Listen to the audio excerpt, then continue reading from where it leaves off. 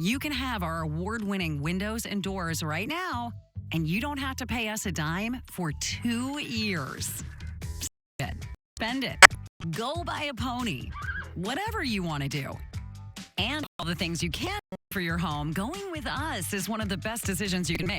Why? Because choosing Renewal by Andersen to replace your windows and doors makes your home worth more. 3 out of 4 realtors surveyed agree that Andersen products increase a home's value by at least 10%. And when you're ready to sell your home, it's possible that your new windows and doors could help pay for themselves by increasing the value of your home. And you don't pay us a dime until November of 2027. Call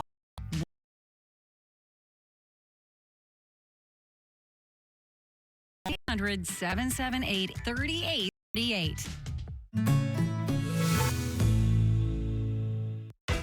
Do you want free internet? Forever? You got it. Really. We mean it. Spectrum is offering free fiber-powered internet forever. Want it? Just call this number and switch 4 mobile lines to Spectrum for a lifetime of internet you never pay for. It's not a trial. It's an unprecedented offer. So we'll say it again.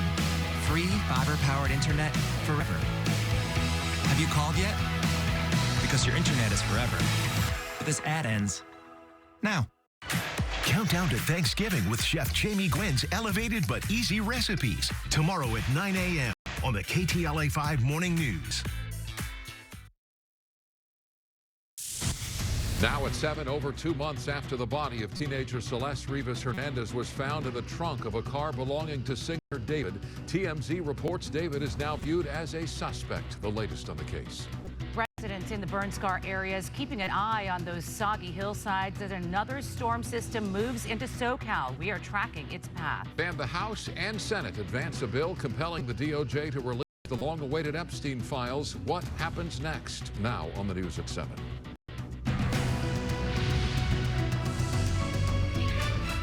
Good evening. I'm Micah Ullman. And I'm Cher Calvin. Bombshell developments tonight in the death investigation of a teen whose body was found in the trunk of a Tesla belonging to singer David. TMZ is reporting the police are now viewing David, whose real name is David Burke, as a suspect in the death of 14-year-old Celeste Rivas Hernandez. Jennifer McGraw reports. TMZ is now reporting that police have enough evidence to accuse David of killing his girlfriend. Celeste Rivas, the teenager who was found decomposing in the Tesla, was found back in September after missing for multiple months from her home in Lake Elsinore. There's also been no official word or paperwork filed, but again, TMZ says they have direct knowledge from investigators that they're looking at David as a suspect, adding that they're viewing Celeste's death as a homicide, even though the medical examiner has yet to determine the cause of death. They also said that they have new knowledge of a trip he took last spring in the middle of the night in Santa Barbara County. This is a murder investigation, and although it may seem like it's taking a long time, it really isn't. They have not yet received the toxicology reports from the coroner's office. They have recently executed search warrants, and they are going through that evidence. However, today was a big day. Allison Treasel says it could take up to 6 months to get that toxicology report back. Here in downtown Los Angeles, Jennifer McGraw, KTLA 5 News. More wet weather is headed for Southern California as residents, especially in the burn areas, keep their eyes on the soggy hillside. So far, there has been no major mudslides or damage, but officials are not letting their guard down. KTLA's Rachel Metatop live in Altadena tonight. Rachel. Micah, Cher, public works crews say they are keeping the K-rails and all of the preventative measures in place for this next round of rain. The hillsides are holding up well, and the city is hoping it stays that way.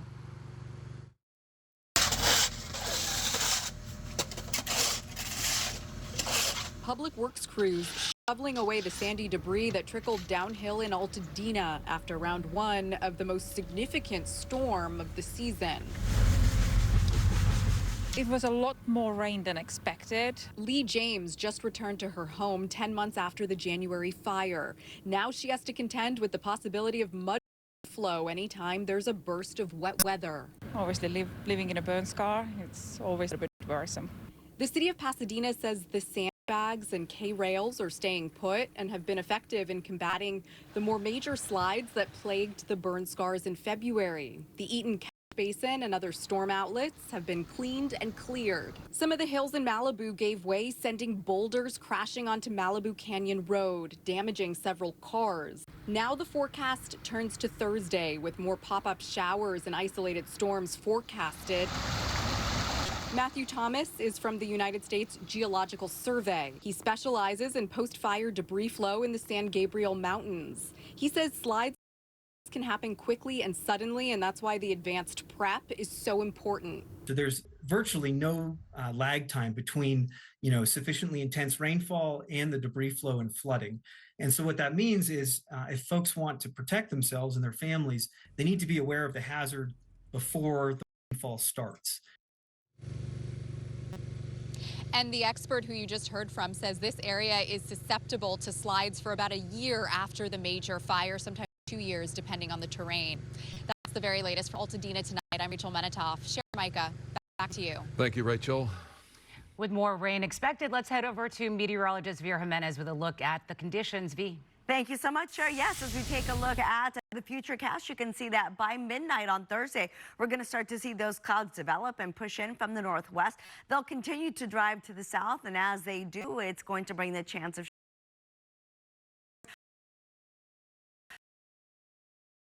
not until later on in the afternoon. So obviously it's going to start in places like the San Luis Obispo region and then move into Santa Barbara, but it's not until about lunchtime that it will get here locally. Places like Ventura and the Santa Cruz Valley, Frazier Park will start to get it at noon. And you see that we've got the darker shades of green. We even have some orange and some yellow. And that means these are not just going to be light to moderate showers. They're going to be light in some areas, moderate, and even heavy at times. And in fact, because this is also going to be a cold system, we are going to be looking at snow showers as early as 6 o'clock in the evening for the San Gabriels and for the San Bernardino Mountains. Those oranges and those yellows, those indicate heavy rainfall with perhaps maybe even a chance of thunderstorms. We'll take a look at that extended forecast coming up shortly. Back to you guys for now.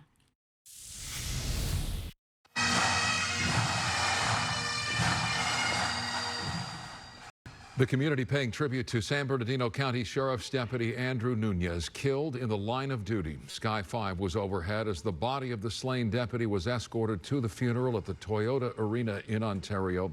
Nunez leaves behind his wife Roxana, a 2-year-old daughter Addie, and another daughter he will never meet. His partner, Deputy Mike Smith, spoke about his friend. He ran toward danger to save a victim that he did not know. He ran toward danger to protect the community when his life was tragically taken by the senseless acts of a coward. Andrew saved lives that day, and in the process, he lost his own. The suspect, 47-year-old Angelo Jose Saldivar of San Bernardino, is charged with murder and 9 additional felony counts with special circumstances, which, if found guilty, make him eligible for the death penalty. Disturbing video from Corona that shows police opening fire on a man armed with a tire iron. That man died of his injuries. It happened overnight in a parking lot of a shopping center near McKinley Street and Promenade. Police say the man used his vehicle to hit another car and then began busting out windows with a crowbar. When officers approached him, they say he refused commands to lower the weapon, and that's when they opened fire. The man's identity has not been released. Developing out of Orange County, a 13-year-old boy is hit and killed by a hit-and-run driver while walking to school. Sheriff's deputies say he went to Niguel Hills Middle School and that the driver who hit him has a criminal past. KTLA's Jillian Smuckler has more from the crash site in Dana Point. Because he was really funny, so he would kind of brighten all my friends' days. Ireland is one of many classmates who showed up to the crash site today to honor their friend. I just kind of want to support him, remember him. 13-year-old Luis Adrian Morales Pacheco was walking to school with his brother when a driver hit him and then drove off. When deputies arrived, they found him on a small traffic island by a curb. He was rushed to the hospital, but his backpack and his shoes were presumably left behind. Oh my God, that's devastating. That's just wrong. As for the man who hit him, deputies identify him as 59-year-old Bradley Gene Funk. They found him 3 miles away from the scene in a white pickup truck in San Juan Capistrano. He's booked on suspicion of murder because of previous DUIs, along with felony DUI and felony hit and run. Deputies are urging drivers to slow down, especially near schools, as a community mourns the loss of a child whose life had barely begun. The principal at the boys' school says they got permission from his parents to release that information that he had died. The last thing they wanted was for classmates to come to school and learn the news of their friend's passing. Reporting in Dana Point, Jillian Smuckler, KTLA 5 News. The U.S. Senate today unanimously approved a House-backed bill forcing the Justice Department to release the Jeffrey Epstein case files. The bill now heads to President Trump for his signature. Lawmakers from both parties pushed the bill through, and advocates hope the files will finally reveal the truth behind the case. Survivors of Epstein's abuse spoke out in support, saying the move brings justice one step closer. This was me at 14 years